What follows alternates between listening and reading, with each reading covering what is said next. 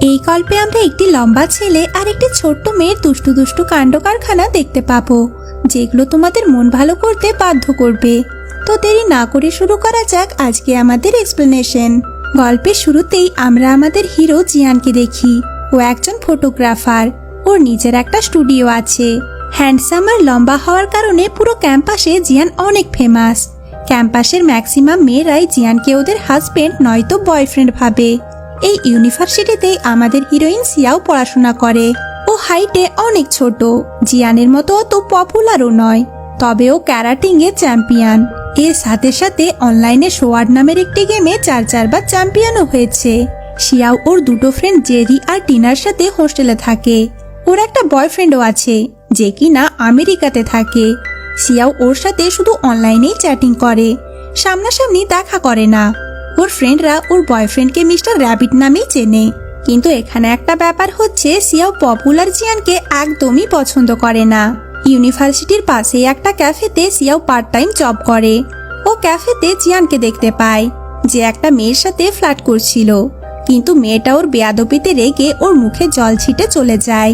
ওই মেয়েটা যাওয়ার সাথে সাথে সিয়াও জিয়ানের ক্যামেরা থেকে নিজের ছবিগুলো ডিলিট করে দেয়, যেগুলো জিয়ান লুকিয়ে লুকিয়ে তুলেছিল। জিয়ান ওকে ওর মডেল বানাতে চায়। সিয়াও এই সবে একদমই ইন্টারেস্টেড ছিল না। এই জন্য জিয়ান ক্যাফের মালিকের কাছে সিয়াওয়ের নামে নালিশ করে, কাস্টমারদের জিনিসপত্র ধরার জন্য, মানে ওর ক্যামেরা থেকে ছবিগুলো ডিলিট করার জন্য। মালিক সাথে সাথে সিয়াওকে জব থেকে বের করে দেন। ও জব শুরু করেছে মাত্র 3 দিনই হয়েছিল। জিয়ানের জন্য ওর ক্যারিয়ারটা শুরু হওয়ার আগেই শেষ হয়ে যায়। সিয়াও যেতে যেতে ওর কাছ থেকে বদলা নিয়েই যায়। ওর গায়ে কফি ছিটিয়ে ওখান থেকে দৌড়ে পালিয়ে যায়। পরের দিন ইউনিভার্সিটিতে সিয়াও লাইব্রেরিতে ছিল। জিয়ান লুকিয়ে লুকিয়ে ওর ছবি তুলছিল। বইগুলো অনেক উপরে থাকার কারণে সিয়াও বইগুলো নিতে পারছিল না। তখনই জিয়ান ওর কাছে এসে বলে, আমি কি তোমার হেল্প করে দেব? এতে সিয়াও বলে, তুমি সবসময় আমার পিছু করো কেন? আর হ্যাঁ, আমার তোমার কোনো হেল্পের প্রয়োজন নেই। আর ও নিজেই সিঁড়িতে উঠে বই নিতে যাচ্ছিল, কিন্তু ওর আগেই জিয়ান ওর বইটা নিয়ে নেয়। সিয়াও বলে, তোমার আগে ওই বইটা আমি দেখেছিলাম। জিয়ান বলে, ও তাই? সিয়া বলে, হ্যাঁ, এখন দাও। তখন জিয়ান ওর কাছে এসে বইটি আবারও উপরে রেখে দেয়। সিয়াওয়ের অনেক রাগ হয়, তবে ও কোনোভাবে নিজেকে সামলে বইটি আবারও সিঁড়িতে উঠে নিতে যায়। কিন্তু তখনই ওর পাটা পিছলে সিঁড়ি থেকে পড়ে যায়। এখানে খুবই খারাপ একটা অবস্থা হয়ে যায়। সিয়াও ভেবে নেয় জিয়ান ইচ্ছে করেই এটা করেছে। তাই ও জিয়ানকে অনেক জোরে একটা লাথি মারে, আর বেচারার হাড় গোড় সব ভেঙে যায়। জিয়ানের বেস্ট ফ্রেন্ড লিন ওর এই অবস্থা দেখে জিজ্ঞেস করে, তোর এই অবস্থা কে করলো? জিয়ান সিয়াওয়ের ছবি দেখিয়ে বলে, এই মেয়েটা। লিন বলে, তুই এত লম্বা একটা ছেলে, তারপরেও এত ছোট একটা মেয়ের কাছ থেকে মার খেয়ে এসেছিস? আমার তো বিশ্বাসই হচ্ছে না। জিয়ান বলে, হ্যাঁ কষ্টকর, কিন্তু এটাই সত্যি। লিন বলে, আমি তোকে আগেই বলেছিলাম, মেয়েদের হাইট যেমনই হোক না কেন, ওরা সবাই অনেক ভয়ঙ্কর হয়। তারপর লিন জিয়ানকে সিয়াওয়ের ব্যাপারে সমস্ত ডিটেলস বের করে দেয়। সিয়াও অনলাইন টুর্নামেন্টে 4বার চ্যাম্পিয়ন হয়েছিল। ওর একটা বয়ফ্রেন্ড আছে, যে কিনা আমেরিকাতে থাকে। জিয়ান বলে, আমার তাতে কি এসে যায়? ওর বয়ফ্রেন্ড আছে কিনা, আমি কি ওকে পটাতে যাব নাকি? আমি তো শুধু ওকে আমার মডেল বানাতে চেয়েছিলাম। লিন বলে, হতেও তো পারে, কখনো তুই ভুল করে ওর প্রেমে পড়ে যেতে পারিস। যদি প্রথম থেকেই তুই জানিস ওর একটা বয়ফ্রেন্ড আছে, তাহলে তুই এইসব ভুল আর করবি না। জিয়ান বলে, আমি আর ওই ছোট্ট মেয়ের প্রেমে পড়ে যাব? এটা হতেই পারে না। লিন বলে, দেখা যাবে। পরের দিন আমরা দেখি সিয়া ওর ক্যারেটার প্র্যাকটিসের জন্য হলে আসে। ওর গ্রুপের একটা মেয়ে বলে, বাস্কেটবল টিম পুরো হলটাকেই দখল করে রেখেছে, আমাদের প্র্যাকটিস করতে দিচ্ছে না। সিয়াও দেখে বাস্কেটবল টিমের লিডার হচ্ছে জিয়ান। সিয়া ওকে 1 মিনিটের মধ্যে হল খালি করতে বলে। জিয়ান ওর উপর হাসতে থাকে আর বলে, এই ছোট্ট মেয়েটা আমাকে ধমক দিচ্ছে। জিয়ান বলে, ঠিক আছে, চলো একটা লড়াই হয়ে যাক। বাস্কেটবলে যার পয়েন্ট বেশি হবে সেই এই হল দখল করে নেবে, আর যে হেরে যাবে সে কিছু না বলেই এখান থেকে চলে যাবে। সিয়া ওর চ্যালেঞ্জে রাজি হয়ে যায়। জিয়ানের বেস্ট ফ্রেন্ড লিনও ওখানে চলে আসে। ও ওদের দেখে বলে, ওয়াও, কত কিউট একটা কাপল। তারপর সবাই ওদের দুজনের ছবি তুলতে থাকে, আর ছবিগুলো সোশ্যাল মিডিয়াতে পোস্ট করে দেয়।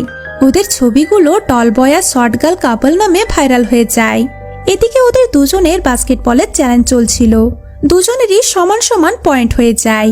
এবার ছিল জিয়ানের পালা। তখন শিয়া ওকে ইচ্ছে করেই ডিস্ট্র্যাক্ট করে দেয়। এর মানে ওর মনোযোগটা অন্যদিকে নিয়ে যায়, যার ফলে জিয়ানের বল মিস হয়ে যায় আর শিয়াও গেমে জিতে যায়। জিয়ান বলে, এটা চিটিং ছিল, তুমি আমাকে বিভ্রান্ত করেছো। শিয়া বলে, ও তাই? তুমি যদি এটা মেনে না নাও তাহলে আমরা ক্যারাটে চ্যালেঞ্জও করতে পারি। জিয়ান বলে, আমি তোমাকে এক আঙ্গুলে উঠিয়ে ফেলে দেব। এতে শিয়া রেগে ওর কাপড়টাই ছিঁড়ে দেয় আর বলে, যদি তুমি হেরে যাও তাহলে কখনো তোমার এই চেহারাটা আমাকে দেখাবে না, ভুল করেও না, বুঝতে পেরেছো? ওদের ঝগড়া শেষে সেকেন্ড কম্পিটিশন শুরু হতে যাচ্ছিল, কিন্তু কম্পিটিশন শুরু হওয়ার আগে শিয়াও ভুল করে জিয়ানের নাকটা ফাটিয়ে দেয় আর জিয়ানের নাক থেকে রক্ত বের হতে থাকে। কিন্তু জিয়ানও হার মানে না আর লড়াই করতে রাজি হয়ে যায়। দুজনের মধ্যেই লড়াই শুরু হয়ে যায়। শিয়াও তো ছাড়বেই না, মরে যাওয়ার মতো অবস্থা। তখনও জিয়ানকে ছেড়ে দেয় আর শিয়াও গেমে জিতে যায়। পরের দৃশ্যে আমরা দেখি জিয়ান শুধুই ওর হাতে প্লাস্টার লাগিয়ে নেয় শিয়াওয়ের থেকে বদলা নেওয়ার জন্য আর ওকে গিল্টি ফিল করানোর জন্য। লাঞ্চ টাইমে ও শিয়াওয়ের কাছে আসে আর ওকে খাইয়ে দিতে বলে ওর ভাঙা হাতের বাহানা ধরে। শিয়াও বাধ্য হয়েই ওকে খাইয়ে দেয়। শিয়াওয়ের বেস্ট ফ্রেন্ড জেরি ওদের এইভাবে দেখে অনেক জেলাস হয়, কারণ ও জিয়ানকে পছন্দ করে। ওকে কোনো মেয়ের সাথেই সহ্য করতে পারে না। ও রেগে ওদের কাছেই যাচ্ছিল, তখন লিন এসে ওকে আটকে দেয়। এদিকে জিয়ানের মন এখনো ভরেনি ওকে জ্বালিয়ে, তাই ক্লাস শেষে ও শিয়াওকে বলে ওর বাড়িতে ছেড়ে আসতে। বেচারি অনেক কষ্ট করে ওর সাইকেলে বসিয়ে ওকে বাড়িতে পৌঁছে দেয়। জিয়ান বলে, সন্ধ্যেতে আমার বাড়ি চলে এসো খাবার বানানোর জন্য, আমার হাতে অনেক ব্যথা। শিয়াও রেগে ওকে জুতো ছুঁড়ে মারে। এরপর আমরা দেখি শিয়া ওর ফ্রেন্ডদের সাথে বাড়ি যাচ্ছিল, কিন্তু একদল পাগল মেয়ে ওদের রাস্তা আটকায়, যারা কিনা জিয়ানকে ভালোবাসে।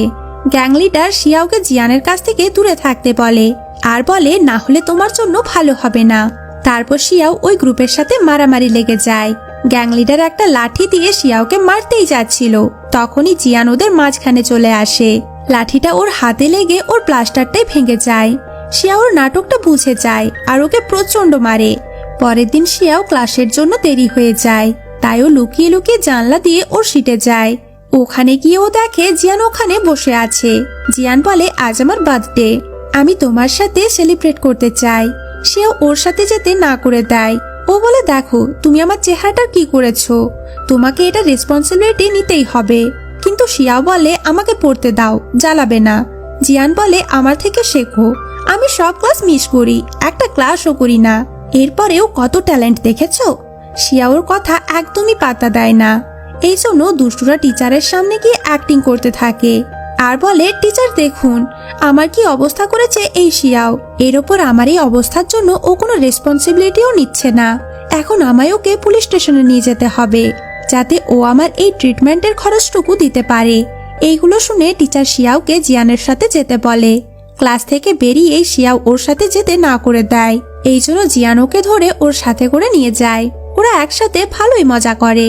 এরপর জিয়ান শিয়াওকে শপিং করাতে নিয়ে যায়। বিল পে করার সময় জিয়ান জানতে পারে ওর কোনো কার্ডই কাজ করছে না। ওর বাবা ওর সব কার্ড বন্ধ করে দিয়েছে, কারণ জিয়ান ওর বাবার অবাধ্য হয়ে ফটোগ্রাফি করে। জিয়ানের বাবা ওর ফটোগ্রাফি করা একদমই পছন্দ করেন না। তখন জিয়ান শিয়াওয়ের সামনে অনেক লজ্জা পেয়ে যায়। এরপর শিয়াও ওর নিজের টাকা দিয়ে জিয়ানকে খাবার খাওয়ায়, ওর বার্থডে সেলিব্রেট করে। ওরা একসাথে ভালোই মজা করে। ফেরার সময় শিয়াও বলে, জানো আমি এত খাটো কেন? যারা লম্বায় শর্ট হয় তাদের দুটো গ্রুপে ভাগ করা হয়। 1 নাম্বার হচ্ছে যারা জন্মগত থেকে শর্ট, আর 2 নাম্বার হলো যারা ছোটবেলায় লম্বা থাকে কিন্তু বড় হলে ওদের আর ফিজিক্যাল গ্রোথ হয় না। আর আমি হচ্ছি 2 নম্বর গ্রুপের। জিয়ান বলে, না তুমি অতটাও শর্ট না, বাকি মেয়েদের মতো নর্মালি তোমার হাইট। শিয়াও বলে, আচ্ছা তুমি এত লম্বা কেন? নিশ্চয়ই তোমার পদবি লম্বা ছিল। ওরা দুজন কথা বলতে বলতে খুব হাসতে থাকে, কিন্তু তখনই ওদের গাড়ির সাথে অন্য একটা গাড়ির ধাক্কা লেগে যায়। লোকটা খুব চিৎকার করতে থাকে আর জিয়ানকে বলে গাড়ির ক্ষতিপূরণ দিতে। তখন শিয়াও গাড়ি থেকে বের হয়ে আসে। শিয়াও লোকটার ব্রোচ দেখে বুঝতে পারে এই লোকটা সোয়াল্ড গেম খেলে। শিয়াওকে জিজ্ঞেস করে, তুমি কোন র্যাঙ্কে আছো? লোকটা শিয়াওয়ের নাম শুনে ওকে চিনে ফেলে, যে শিয়াও 4 বার সোয়াল্ড গেমে চ্যাম্পিয়ন ছিল। এটা জেনে ও জিয়ানকে সাথে সাথে ক্ষমা করে দেয়, কারণ উনি শিয়াওয়ের অনেক বড় ফ্যান ছিলেন। জিয়ানের অনেক আজব লাগে, এই ছোট মেয়ের আবার ফ্যানও আছে। দিন শেষে শিয়াও জিয়ানকে ওর বার্থডেতে উইশ করে। জিয়ান ওকে থ্যাঙ্কস বলে আর এর সাথে সাথে ওর ভালোবাসাটাও প্রকাশ করে দেয়। আমি তোমার প্রেমে পড়ে গেছি, তুমি কি আমার গার্লফ্রেন্ড হবে? শিয়াও অবাক হয়ে বলে, আমি অলরেডি সম্পর্কে আছি, আমার বয়ফ্রেন্ডও আছে। জিয়ান বলে, তোমার বয়ফ্রেন্ড তো আমেরিকাতে থাকে, তোমরা শুধু মেসেজে কথা বলো, দেখাও করো না, এটাকে কোনো ভালোবাসা বলে না। শিয়াও বলে, যাই হোক, এটাই আমার জন্য অনেক, আমি ওকে অনেক ভালোবাসি। এটা বলে ও চলে যায়। পরের দৃশ্যে আমরা দেখি টিনা বলে, আমার মনে হয় জিয়ান সত্যি সত্যি তোমার প্রেমে পড়ে গেছে, কিন্তু ও তোমার জন্য পারফেক্ট হবে না। ওরা দুজন রিলেশনে গেলে কি কি সমস্যা হবে সেগুলোও বলতে থাকে। ও বলে, জিয়ানের কাপড়ও পরতে পারবে না, ওকে সুন্দরভাবে জড়িয়ে ধরতে পারবে না, কিসও করতে পারবে না, কারণ জিয়ান তোমার থেকে অনেক বেশি লম্বা। ও ডাইরেক্টলি বলতে চাইছিল জিয়ান ওর জন্য পারফেক্ট না, কারণ একটা পারফেক্ট কাপলদের মধ্যে 12 সেন্টিমিটার হাইটেরই পার্থক্য থাকে। ওর এইসব বকবক শিয়াওয়ের উপর কোনো কাজই করছিল না, কারণ ও তো জিয়ানের উপর একদমই ইন্টারেস্টেড ছিল না। পরের দিন ক্লাসে জিয়ান আবারও শিয়াওকে ওর মডেল হওয়ার জন্য রিকোয়েস্ট করে। ওর অনেক রিকোয়েস্টে শিয়াও এবার শুটের জন্য রাজি হয়ে যায়। তারপর ওরা ফটোশুট করতে যায়। শুট শেষে ওরা দুজনে একটা ক্যাফেতে যায়। ওদের একসাথে জেরি দেখে ফেলে আর বাড়িতে এসে এটা নিয়ে শিয়াওয়ের সাথে রাগ করে। শিয়াও বলে, আমি ওকে পছন্দ করি না, আমাদের মধ্যে এরকম কিছুই নেই। তবে জেরি ওর কথা বিশ্বাসই করে না আর ঝগড়া করে বাড়ি থেকে বেরিয়ে একটা পাবে চলে যায়, যেখানে ওর সাথে জিয়ানের ফ্রেন্ড লিনের দেখা হয়। লিন অনেকদিন ধরে ওকে পছন্দ করে আর ফাইনালি ওর ভালোবাসাটা প্রকাশ করে দেয়। জেরি ওর কথা শুনে ইমপ্রেস হয়ে যায় আর দুজন ডেট করতে শুরু করে দেয়। পরের দিন সন্ধ্যায় শিয়াওয়ের একটা ফ্রেন্ড ওকে কল করে বাস্কেটবল প্লেগ্রাউন্ডে ডাকে। ওর ফ্রেন্ড জিয়ানের বলাতে ওকে এখানে ডেকেছে। জিয়ান আবারও ওকে খুব সুন্দর করে প্রপোজ করে আর ওকে একটা বার চান্স দিতে বলে। শিয়াও কিছুই বুঝতে পারছিল না ও কি বলবে, আরও কেঁদে ওখান থেকে চলে যেতে থাকে। জিয়ান ওকে থামানোর অনেক চেষ্টা করে, কিন্তু শিয়াও চলে যায়। এরপর জিয়ান লিনকে দিয়ে শিয়াওয়ের বয়ফ্রেন্ডের বাড়ির অ্যাড্রেসটা বের করে আনে, মানে মিস্টার র্যাবিটের। তারপর জিয়ান মিস্টার র্যাবিটের বাড়িতে যায় আর এই সিনটা এখানেই কাট হয়ে যায়। পরের সিনে আমাদের দেখানো হয় শিয়াওয়ের ফ্রেন্ডরা ওকে বলে, জিয়ান অনেকদিন ধরেই নিখোঁজ, ওর কোনো খবর নেই, তোমার ওকে খোঁজা উচিত। শিয়াওয়ের ফ্রেন্ডদের কথা শুনে অনেক ভেবে চিনতে জিয়ানের ফ্রেন্ড লিনের কাছে যায়, যেখানে ও জানতে পারে জিয়ান লাস্ট টাইম মিস্টার র্যাবিটের বাড়িতে গিয়েছিল, তখন থেকে ও নিখোঁজ হয়ে গেছে। এটা শুনে শিয়াও জলদি মিস্টার র্যাবিটের বাড়িতে যায়। ওখানে একটা মেয়ে বাড়ির দরজা খোলে, যে কিনা মিস্টার র্যাবিটের বোন হয়। এখানে আমাদের গল্পের সব থেকে বড় টুইস্ট দেখানো হয়। ফ্ল্যাশব্যাকে দেখানো হয় আসলে 2 বছর আগে কার অ্যাক্সিডেন্টে শিয়াওয়ের বয়ফ্রেন্ড মারা গিয়েছে আর জিয়ানো মিস্টার র্যাবিটের বোনের কাছ থেকে এটা জেনে গেছে। তখন জিয়ানোকে জিজ্ঞেস করে, এতদিন ধরে শিয়াওকে কে মেসেজ করে, তুমি? ও বলে না, শিয়াও নিজেই নিজেকে মেসেজ করে। ও আমার ভাইকে এতটাই ভালোবাসে যে মেসেজের মাধ্যমে ও আমার ভাইকে বাঁচিয়ে রাখতে চায় আর এত কষ্ট করে জীবনযাপন করে। এইসব শুনে জিয়ান অনেক অবাক হয়। ও ফিল করে শিয়াওয়ের মরে যাওয়া বয়ফ্রেন্ডের ভালোবাসার কাছে জিয়ানের এই ভালোবাসা হেরে গেছে, তাই ও শিয়াওয়ের লাইফ থেকে চলে যায়। শিয়াও এটা জানতে পারে। ও বুঝতে পারে ও যেভাবে ওর মরে যাওয়া বয়ফ্রেন্ডের স্মৃতি নিয়ে বাঁচতে চাইছে, ও সারা জীবন এইভাবে জীবনযাপন করতে পারবে না। যেহেতু ও জিয়ানকে ভালোবাসতে শুরু করেছিল, ও পাগলের মতো জিয়ানকে এদিকে ওদিকে খুঁজতে থাকে। বৃষ্টিতেও পড়ে গিয়ে ওর পায়ে ব্যথা পেয়ে যায়। তখনই ওখানে ছাতা নিয়ে জিয়ান চলে আসে। শিয়াও ওকে দেখে অনেক খুশি হয়ে যায় আর ওকে জড়িয়ে ধরে ওর ভালোবাসাটা প্রকাশ করে আর দুজন দুজনকে কিস করে। আর এখানেই এই গল্পটা শেষ হয়ে যায়।